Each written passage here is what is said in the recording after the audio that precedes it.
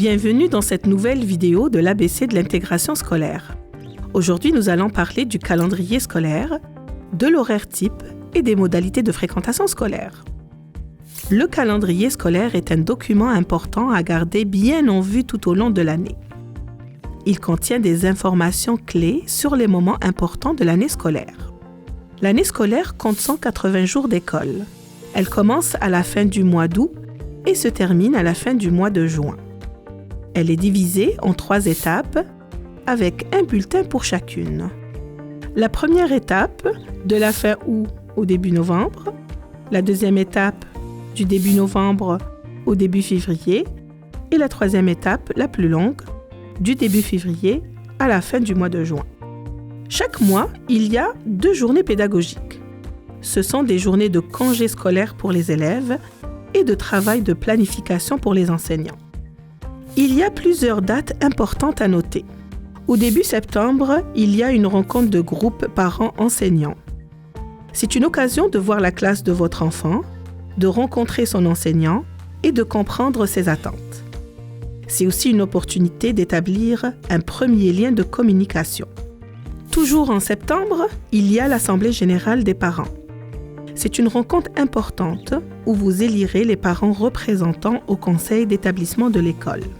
Ce conseil est composé de parents, d'enseignants, de professionnels et de membres de la communauté qui se réunissent une fois par mois avec la direction de l'école.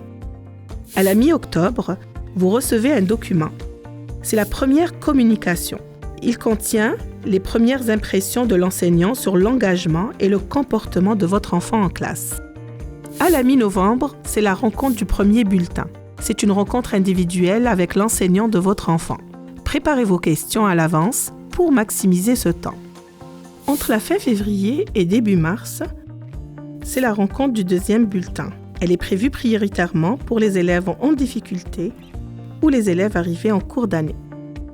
Aucun rendez-vous n'est prévu pour le troisième bulletin, car celui-ci est envoyé durant l'été. Le calendrier scolaire comprend également les journées fériées et les congés scolaires. Le congé des fêtes, du 23 décembre au 6 janvier, 2 semaines environ. La semaine de relâche, qui est la première semaine du mois de mars.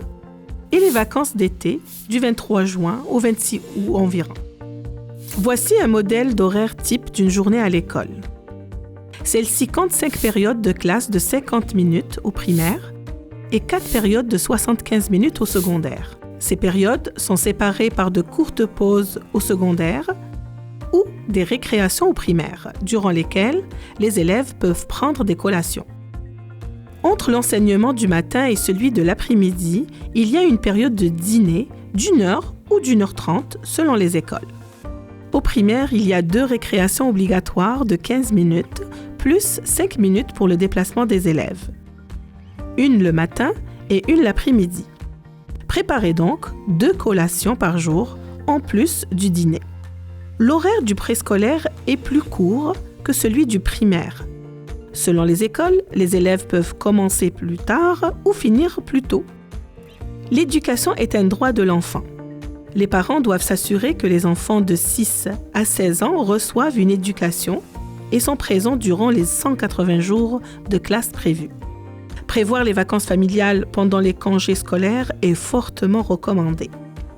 L'assiduité est très valorisée à l'école, car chaque enseignant met en place une routine de classe pour organiser les activités de la journée. Cette routine inclut un moment d'accueil le matin et en début d'après-midi pour permettre aux enfants de s'installer et de se préparer aux apprentissages. Ce moment de transition entre la maison et l'école est crucial. Votre collaboration pour assurer que l'élève arrive à l'heure est primordiale et attendue de la part de l'école. Certaines habitudes familiales de votre pays d'origine peuvent nécessiter des ajustements, comme le fait de souper et de dormir tard. L'organisation scolaire au Québec repose sur un rythme de vie spécifique et une adaptation peut être nécessaire. Il est important d'informer l'école de toute absence ou retard. En cas d'absence prolongée, une demande peut être faite auprès de l'école et un justificatif peut être demandé. Si vous n'appelez pas l'école vous contactera. Rendez-vous à la prochaine vidéo nous parlerons de la communication école-famille.